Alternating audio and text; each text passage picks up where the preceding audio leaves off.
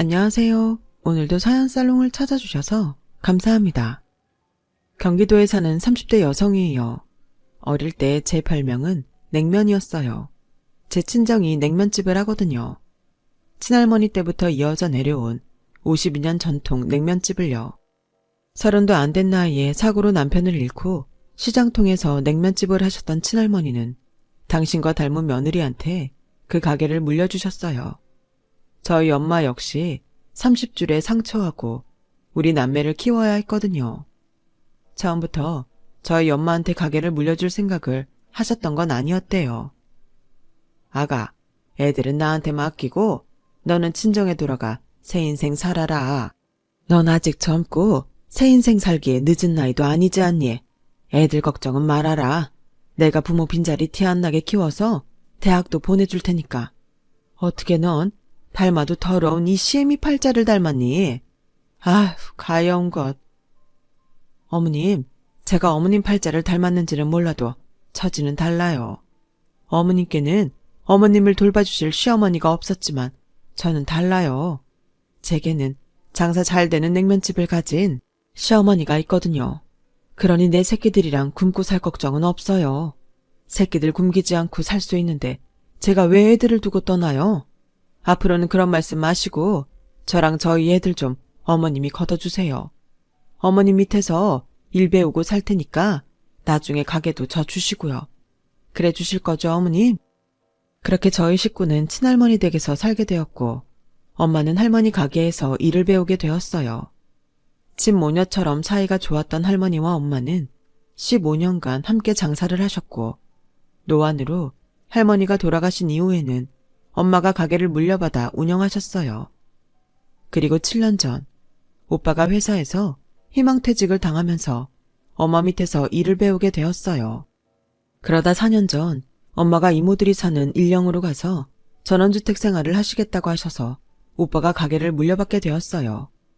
오빠가 3대째 가게를 맡게 된 거죠. 대대적인 리모델링도 하고 간판도 새로 바꿔 달았어요. 오빠, 가게 상호를 바꾸면 손님이 떨어져 나갈 텐데 괜찮겠어?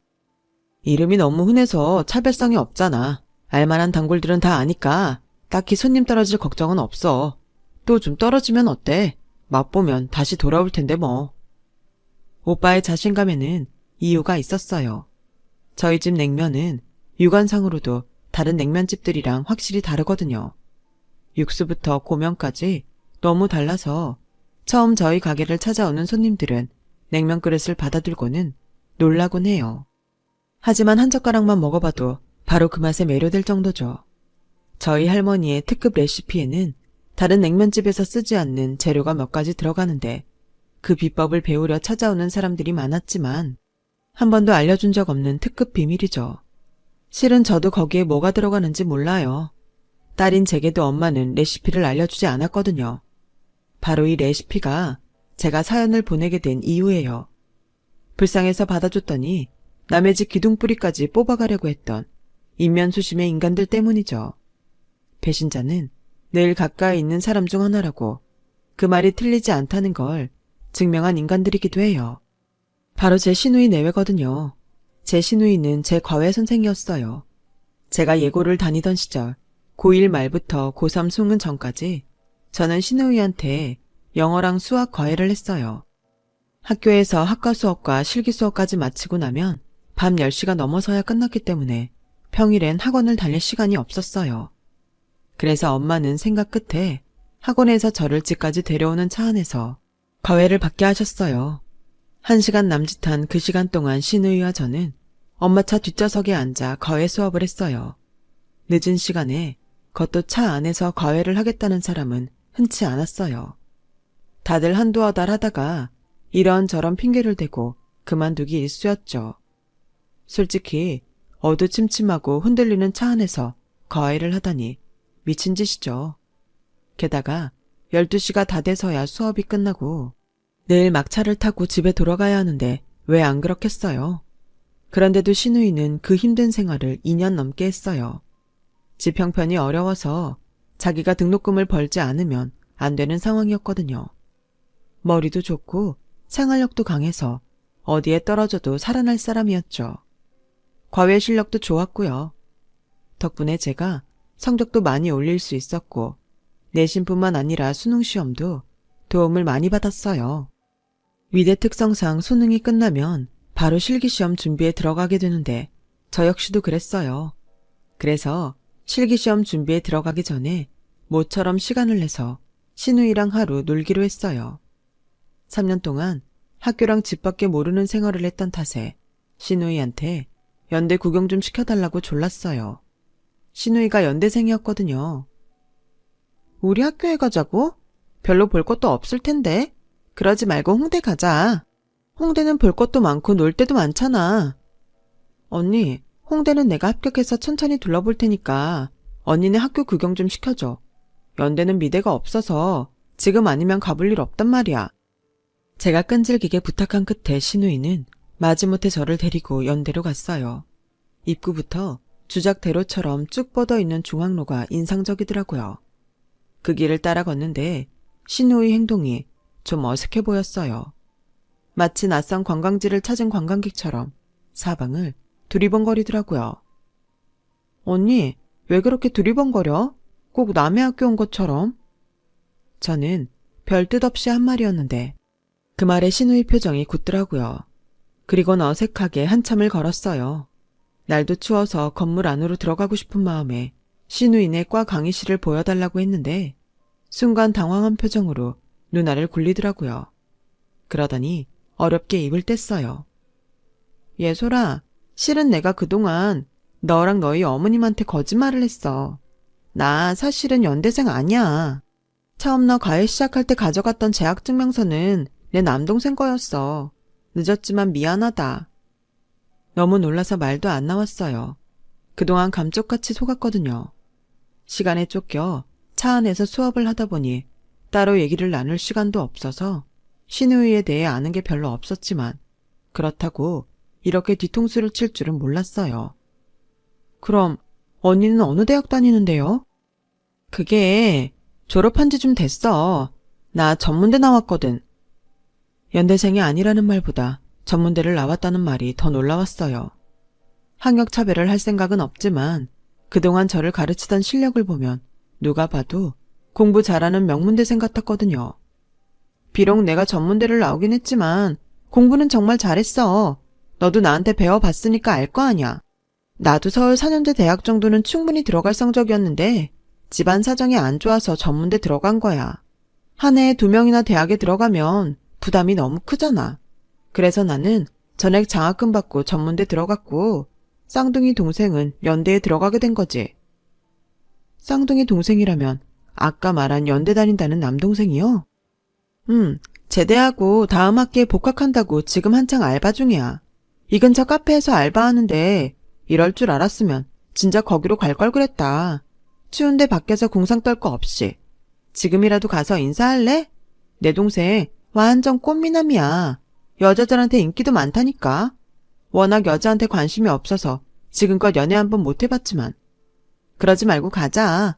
가서 남동생한테 따뜻한 커피라도 쏘라고 해야겠다. 신우이를 따라 근처 카페로 가게 된 저는 거기서 남편을 처음 만났고 한눈에 반해버렸어요. 키도 크고 잘생긴 데다 말수도 적어서 왠지 신비감이 느껴지는 남자였거든요. 몇 마디 대화에도 공대생 특유의 이과적 스마트함이 뿜뿜하는데 정말 멋있었어요. 방금 전 신우이의 커밍아웃에 충격을 받았던 건 기억도 안 날 정도였죠. 어쩌면 이것도 다 신우이 계략이 아니었을까 생각되지만요. 제 신우이는 상상을 초월할 정도로 엄청 영악한 인간이거든요. 남편을 만나고 보니 연대에 미대가 없는 게 천추의 한이 될 것 같았어요. 같은 대학에 다니면 좀 더 가까워질 수 있을 테니까요. 어떻게 하면 남편과 가까워질 수 있을까 고민하던 저는 홍대 미대 진학의 꿈을 버리고 연대 근처에 있는 이대에 진학하기로 결심했어요. 각 대학들의 미대 시험은 학교마다 풍이 달라서 수능이 끝나면 성적에 맞춰 대학별 실기반을 만드는데 저는 이대반에 들어갔어요. 담임은 한예종을 노려보지 그러냐고 했지만 남편한테 푹 빠져있던 저는 기어이 고집을 부려 이대반에 들어갔고 합격까지 하게 됐어요. 전철역에서 가까운 이대 정문으로 다녀도 될 걸 굳이 이대 후문으로 나와서 풍물 거리를 통해 신촌역에서 전철을 타고 다녔어요. 하지만 좀처럼 만날 기회는 없었어요. 남편이 학기가 시작되자 카페 알바를 그만두는 바람에 마지막 끈까지 떨어져 버렸거든요. 3개월 넘게 연대 주변을 어슬렁거리던 저는 하는 수 없이 신우이한테 연락을 했어요. 그랬더니 네가 먼저 전화하려고? 아서라. 처음부터 저 자세로 나가면 안 돼. 내가 이번 주 주말에 남동생 데리고 극장에 갈 테니까 거기서 우연히 만난 것처럼 하자. 넌 친구한테 발음 맞은 것처럼 해서 같이 영화 보고 밥 먹자고. 중간에 내가 눈치껏 빠져줄 테니까 둘이서 데이트해. 쌤, 고마워요. 진짜 쌤 아니었으면 완전 헛발질만 할 뻔했어요. 제가 오빠랑 잘 되면 쌤한테 진짜 잘할게요. 정말이에요. 알았어. 대신 내 동생이랑 잘 되면 다 내 덕이라는 거 절대 잊지 마. 그날 신우이의 도움으로 며칠 뒤 저는 남편과 조우할 수 있었고 그 일을 계기로 사귀게 되었어요. 남편은 어쩜 그렇게 신우이랑 다른지 외모부터 성격까지 비슷한 게 하나도 없었어요. 쌍둥이라고 말하지 않으면 아무도 안 믿을 정도로요. 솔직히 신우이는 사람이 약삭 빠르고 교활한 구석이 있는데 반면에 남편은 우직하고 순박한 사람이었어요. 말수도 적고 속을 드러내지 않는 남편이 가끔은 답답하기도 했는데 나중에 남편이 살아온 얘기를 들어보니 남편의 성격이 그렇게 형성된 이유를 알 것도 같았어요. 비록 다른 대학을 다녔지만 지리적으로 가까웠던 덕에 우리는 자주 만날 수 있었어요. 그때까지만 해도 제가 남편을 더 좋아해서 제가 매달리는 느낌이었어요. 그러다 대학을 졸업하고 취직을 하고는 상황이 변하기 시작했어요. 너무 표현을 안 하는 남편한테 서운했던 마음이 쌓여서 내가 왜 이런 대접을 받으면서까지 이 남자를 만나야 하나? 회의감이 들었거든요. 신우이는 동생 성격이 원래 무뚝뚝할 뿐이지 속마음은 다르다고 애써 좋은 쪽으로 얘기해줬지만 그것도 한두 번이지 더는 안 되겠더라고요. 그래서 연애한 지 7년 만에 헤어지자고 말했어요. 그랬더니 남편은 놀란 표정으로 말을 잇지 못했어요. 그렇게 침묵이 이어졌고 애써 미소를 지으면서 알겠다고 하더군요. 그 모습에 우라가 치밀었어요. 뭐? 알겠다고? 자기 정말 못됐다. 우리 7년이나 사귄 거 알긴 해? 어떻게 그렇게 쉽게 알겠다는 말을 할 수가 있어? 혹시 그동안 내가 헤어지자는 말할 때까지 기다렸던 거야?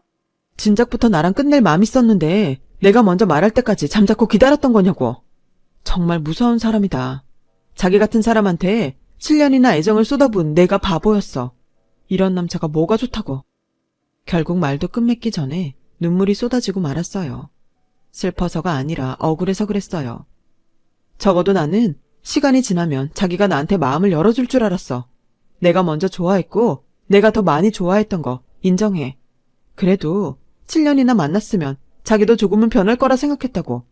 어쩜 이렇게 사람을 비참하게 만들어? 자기가 뭔데? 싫으면 사귀지를 말든가. 왜 이제껏 나를 만나준 거냐고. 불쌍해서? 아니면 혼자 다니기 심심해서? 말해봐 이 자식아. 그러자 남편은 굳게 닫고 있던 입을 열었어요. 미안해. 난 내가 널 좋아하는 마음을 드러내면 네가 나한테 실증낼까봐 겁이 났어. 네가 날 버리고 갈까봐 겁나서 표현을 할 수 없더라고. 엄마한테 버려진 뒤로 사람한테 내 속마음을 드러내는 게 두려웠거든. 지난 7년 동안 한순간도 너를 사랑하지 않은 적이 없어. 너는 네가 먼저 나한테 반했다고 말하지만 아니야. 내가 먼저야. 누나 데리러 너희 집 근처에 갔다가 교복 차림으로 차 안에서 내리는 널 봤거든. 그때 이미 난 네가 좋았어. 원래 나한테 들어온 과외짤이었는데 군입대 때문에 못하게 된 게 얼마나 분했는지 몰라. 누나가 내 이름으로 대신 과외를 맡겠다고 해준 게 그나마 다행이라고 위안 삼았을 정도로 말이야. 덕분에 휴가 나와서 누나 핑계대고 멀리서나마 널 볼 수 있었으니까. 내 마음은 그때랑 지금이랑 같아. 여전히 나한테는 너밖에 없어. 남편의 말에 헛웃음이 났어요. 이 사람 정말 지독한 인간이다 싶으면서도 한편으로 가엾다는 생각이 들었거든요.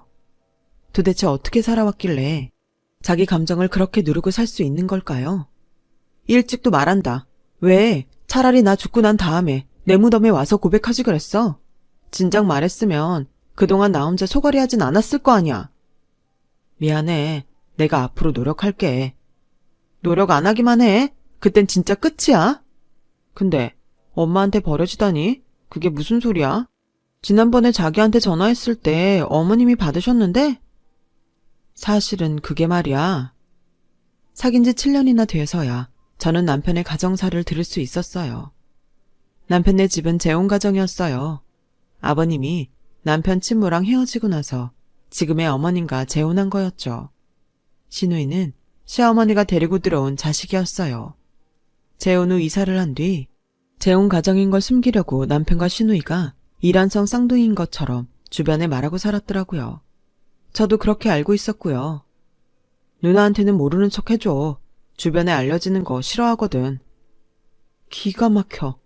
정말 이건 뭐 양파도 아니고 어떻게 까도 나오냐? 자기, 내가 아는 황지수가 맞긴 해? 혹시 내가 모르는 비밀이 더 있으면 지금 다 풀어? 안 그럼 나 정말 화낼 거야. 남편은 더는 없다면서 앞으로 저한테 절대로 비밀을 만들지 않겠다고 약속했어요. 저 역시 시부모님과 신우이한테는 모르는 척 하기로 했어요. 1년 뒤 우리는 결혼식을 올렸고 제가 다니는 회사 근처에 신혼집을 차렸어요. 남편이 한 사람이라도 편하게 출퇴근하는 게 낫다고 양보를 해준 덕분이었죠. 하지만 결혼하고 몇 달 만에 아버님이 출근길에 급성 심근경색으로 세상을 떠나시고 말았어요. 그런 일이 있자 시어머니는 며느리를 잘못 들여 이런 사단이 난 거라고 제 탓을 하셨어요. 그 일로 남편은 어머님과 크게 싸웠고 시댁의 발걸음을 끊게 됐어요. 어머님이 저희 내외를 보고 싶지 않다고 오지 말라고 하셨거든요. 얼마 뒤 제가 임신을 해서 신우이를 통해 소식을 알렸는데도 축하한다는 말도 없으시더라고요. 신우이는 어머님이 화 풀릴 때까지 떨어져 지내는 게 낫겠다며 대신 중간에서 자기가 잘 설득해 보겠다고 기다리라고 하더군요. 이듬해 출산을 하고 집에서 육아를 하면서 지내고 있었는데 연락도 없이 신우이가 찾아왔더라고요. 혹시 어머님과 함께 왔나 해서 기대를 하며 현관문을 열었는데 혼자 왔더라고요. 올케, 나 좀 도와주라. 우리 그이가 또 회사에서 잘렸어. 새로 들어간 지 고작 2달 만에 상사랑 싸우고 나왔다는 거야. 애들한테 돈 들어갈 일은 태산인데 나 정말 어쩌냐? 제가 뭘 도와드리면 되는데요? 실은 나 나가는 학원도 원생이 줄어서 다음 달에 문 닫거든. 올케도 알다시피 내가 전문대졸이라 학원 들어가기가 쉽지 않잖아. 여기저기 이력서를 내봤는데 연락 오는 데가 하나도 없어. 그래서 말인데 나 올케네 친정가게에서 일 좀 배우면 안 될까? 우리 그이도 회사원 타입은 아닌 것 같고 이참에 식당이나 차릴까 해. 일을 가르쳐드리는 건 문제가 아닌데 레시피는 영업비밀이라 저한테도 안 알려줘요. 올케도 참, 내가 언제 비밀 레시피 알려달래? 그냥 전반적인 음식 장사 노하우를 말하는 거지. 대신 내가 한 달 동안 돈 안 받고 홀서빙 도와줄게. 그러니까 오빠한테 말 좀 잘해주라. 어려운 부탁도 아니고 어떻게든 살아보겠다고 하는데 매정하게 모른 척할 수도 없어서 오빠한테 전화해서 부탁을 했어요. 오빠도 회사를 나와 막막했던 경험이 있던 터라 흔쾌히 받아주겠다고 했어요. 그렇게 오빠 가게에서 일을 배우게 된 신우이는 출근 첫날부터 엄청 열심히 일을 했어요. 직원들 중 가장 일찍 나와서 가장 늦게까지 남아있는다며 제 올케가 칭찬을 많이 하더라고요. 손끝도 야무지고 손님들한테 얼마나 싹싹한지 몰라. 일머리도 있고 가게 차리면 장사 잘하겠더라. 근데 무슨 장사한대? 식당을 하고 싶어 하는데 메뉴가 뭔지는 저도 잘 모르겠어요. 나야 뭐 우리 집 레시피 빼가는 것만 아니면 상관없어. 언니도 참 우리 올케 그런 사람 아니에요. 아무렴 동생 처갓집에서 레시피 빼다가 장사할 생각을 할까. 그런 걱정은 붙들어 매세요. 하지만 설마가 사람 잡는다고 반년도 안 돼서 기가 막힌 일이 생긴 거예요. 올케가 화가 잔뜩 나서는 제게 전화를 했더라고요. 아가씨, 정말 1억이야? 누구 장사 말아먹는 걸 보고 싶어서 이러냐고. 남도 아니고 사돈지간에 어쩜 이렇게 아나무인처럼 굴 수가 있어. 아가씨도 알고 있었던 거야? 언니, 무슨 일인데 그래요? 자초지종을 말해야 제가 알죠. 아가씨 신우이 말이야. 우리 가게 건너편에 떡하니 냉면집 차렸잖아. 그것도 어머님이 하시던 예전 상호 그대로 간판을 달았다고. 그뿐인 줄 알아? 우리 집에서 일 배운다고 왔을 때 어머님 레시피 노트를 몰래 봤는지 육수까지 똑같이 뽑아서 팔고 있다고. 아주 가게 전면에 원조 맛집이라고 써붙이고 말이야. 폭풍처럼 쏟아내는 올케 언니 말에 정신이 다 몽롱했어요. 언니, 설마요. 아니, 다시 안 보고 살 사람 아니고서야 그런 짓을 어떻게 해요? 뭔가 오해가 있는 모양인데 제가 가서 확인해 볼게요. 씩씩대는 올케 언니를 달래고는 애를 안고 신우이가 차렸다는 냉면집에 찾아갔어요. 입구를 본 순간 저도 모르게 한숨이 툭 나오더라고요. 글쎄, 간판이 오래전 저희 할머니가 사용하셨던 식당 간판을 그대로 디자인해서 걸었더라고요. 거기다 올케 언니 말대로 전면 유리에 원조 맛집이란 말까지 써붙여놓곤 장사를 하고 있었어요. 건너편 저희 오빠 가게는 파리만 날리고 있는데 신우이 가게 앞에는 대기 손님들이 길게 줄을 서 있었죠. 가게 안에는 이미 만석이 돼서는 북적북적 하더라고요. 저를 본 신우이는 안면 싹 바꾸고는 본 척도 않고 서빙을 봤어요. 언니, 나랑 얘기 좀 해요. 나 바쁜 거 안 보여? 할 말 있으면 가게 문 닫거든 마. 당장 나오라고요. 제가 소리를 버럭 지르자 가게 안이 찬물을 끼얹은 것처럼 조용해졌어요. 그제야 신우이는 저를 따라 밖으로 나왔어요. 언니, 지금 뭐 하는 짓이에요? 이러려고 우리 오빠 가게에서 일하게 해달라고 했던 거예요? 레시피 훔쳐다가 간판까지 복원해서 걸어놓고 장사하려고? 증거 있어? 내가 레시피 훔쳤다는 증거 있냐고. 간판? 그거야. 요즘 레트로가 유행이니까 예스럽게 만들어 건 것뿐이야. 그리고 우리 집 상호는 냉면집으론 흔한 이름이야. 차 끌고 다녀봐. 이런 상호 천지니까. 그리고 혹시나 해서 하는 말인데 우리 집 레시피는 특허 신청까지 해뒀어. 그러니까 올케 말대로 우리 레시피랑 자기네 레시피랑 똑같다면 그쪽이 간판 내려야 하는 거라고. 뭘 알고 떠들어야지. 언니 미쳤어요? 사람이 어떻게 이럴 수가 있어. 남도 아니고 남동생 쳐가야 되고 어쩜 이렇게 뻔뻔하게 굴 수가 있냐고요. 남동생? 너 아직 몰랐니? 우리 친남매 사이 아니야. 나랑 네 신랑 피 한 방울도 안 섞였어. 쟤네 아빠는 작년에 죽었잖아. 그럼 나랑 쟤는 아무 사이도 아닌 거 아니니? 괜히 가족 어쩌고 하면서 비벼볼 생각인 모양인데 나한텐 그런 거 안 통해. 난 내 식구랑 먹고 사는 게 제일 중요한 사람이라고. 한 번만 더 우리 가게에 와서 시비 걸면 나 니네 오빠 가게 영영 영업 못하게 만들 거야. 특허 나오는 대로 바로 신고할 거라고. 그러니까 성질 건드리지 말고 꺼져. 그거 우리 할머니가 만든 레시피인데 네가 뭐라고 특허를 내, 이 도둑년아. 그러게 진작에 특허를 내지 그랬어. 자기 거 안 지키고 손 놓고 있던 니네 오빠가 멍청한 거지. 암튼 난 할 말 끝났으니까 더는 귀찮게 불러내지 마. 알았어? 이런 걸 두 눈 뜨고 코 베인다고 하는 거죠. 어떻게 사람이 이럴 수가 있을까요? 차마 오빠랑 올케 얼굴 볼 면목이 없어서 바로 집으로 왔어요. 그리고 남편한테 전화해서 당장 집으로 오라고 소리쳤어요. 집에 온 남편은 저한테 사건의 전말을 전해 듣고는 고개를 푹 숙이더라고요. 아마 아빠 유산 때문에 그럴 거야. 아버님이 유산 남기셨어? 나한테는 그런 말 없었잖아. 작년에 큰아버지가 아빠 장례식에 오셔서는 아빠 몫으로 떼어줄 땅이 있다고 하시더라고.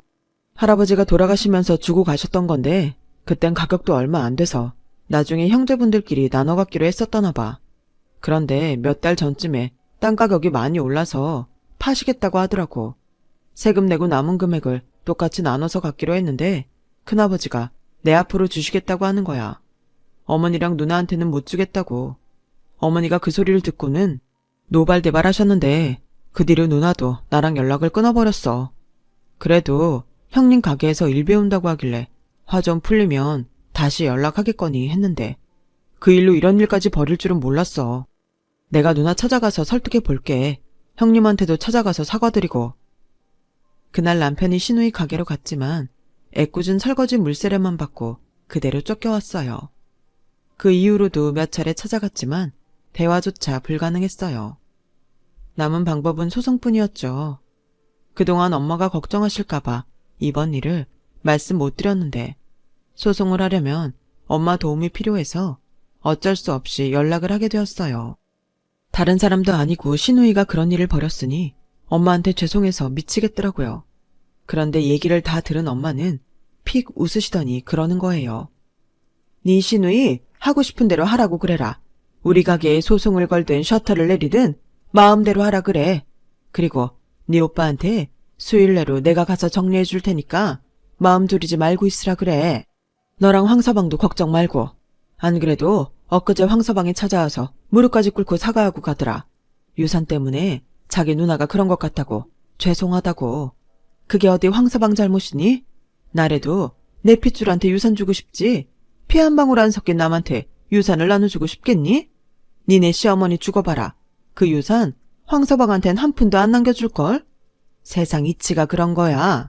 그런다고 지 동생 처가야 되고 이 지랄을 해? 쌍것들 같으니라고. 너도 그렇다. 그런 일이 있으면 나한테 바로 연락할 일이지. 뭐하러 속을 태우고 있어? 내가 그 오랜 시간 장사하면서 우리 집 레시피 특허 하나 안 내고 장사를 했을 것 같니? 벌써 10수년 전에 이미 해놨다. 상호 바꾼 거야? 서류 떼어다가 증명하면 될 일이니까 걱정하지 마. 우리 집 단골 중에 널리고 널린 게 검사 변호사야. 이 못된 년 내가 이참에 버릇을 아주 고쳐놓을 거야.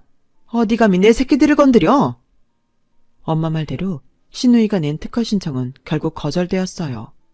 이미 특허 등록이 돼 있다는 게 이유였죠. 그런데도 신우이는 그 사실을 숨긴 채 영업을 계속했고 엄마는 신우이를 상대로 소송을 벌였어요. 신우이가 특허를 가지고 우리 오빠한테 하려고 했던 그대로 말이에요. 그러자 신우이가 찾아와 소송을 취하해달라고 손이 발이 되게 빌더라고요. 엄마는 어림도 없는 소리 하지 말라고 소리쳤죠. 헛기고 있네. 도둑년 주제에 감히 내 아들 가게까지 노려? 네 눈엔 세상이 그리 만만하게 보이는 모양인데 정신 차려. 넌 어쩜 예나 지금이나 남의 것 뺏는 버릇은 여전하니? 너 내가 남동생 재학증명서 들고 와서 가짜 연대생 노릇하는 거 모를 줄 알았지? 예, 내가 내 자식 과외 선생을 들이는데 학과시라 확인 전화 한 통 안 했겠니? 조교가 그러더라. 지수 군대 갔다고. 다 알았지만 네가 영리하게 잘 가르치길래 그냥 쓴 거야. 내가 산전수전 공중전까지 다 겪은 사람인데 너만한 거 하나 상대 못할 줄 알았어? 너도 참 어리석다. 그때 내가 너를 혼냈어야 했는데 내 실속 차리느라 놔둔 게 후회된다. 그랬으면 네가 오늘날 이런 짓을 벌이지 않았을지도 모르는데 말이야. 그래서 이참에 너 제대로 벌 주려고. 벌을 받아봐야 세상 무서운 줄 알고 다시는 그딴 짓 안 하고 착하게 살 거 아니니? 그러니까 여기서 시간 날리지 말고 가서 가게 정리하고 앞으로 니들 살 길이나 궁리해. 소장에 적힌 날짜에 법원 출석 꼭 하고. 알겠니? 결국 신우이는 울면서 돌아갔고 소송은 여전히 진행 중이에요. 시간이 얼마가 걸리던 특허법 위반은 물론 영업방해로 인한 피해 보상까지 모조리 받아낼 생각이에요. 우리 부부는 이번 일까지 겹치면서 시댁과 연을 끊게 되었어요. 그동안 시어머니가 제 남편한테 나쁜 계모짓을 해왔다는 걸 제가 알아버렸거든요. 소송을 취하해달라고 빌려온 신우이가 엉겁결에 실토한 거죠. 남편이 왜 그렇게 자기 속을 꽁꽁 숨기고 살까 했는데 그런 아픈 사정이 있었다니 남편이 가여워서 더는 그 인간들 곁에 둘 수가 없더라고요. 어쩜 모녀가 하는 짓이 그리 똑같은지 피는 못 속인다니까요. 앞으로는 내 남편은 내가 지킨다는 심정으로 보듬고 살려고 합니다. 저희 엄마처럼요. 지금까지 제 사연을 들어주셔서 감사합니다. 가족들과 즐겁고 행복한 하루하루 보내시길 바랍니다. 여러분, 사연 댓글에 응원과 현명한 조언 부탁드려요. 좋아요와 구독은 저에게 큰 힘이 됩니다. 오늘도 좋은 일 가득하세요.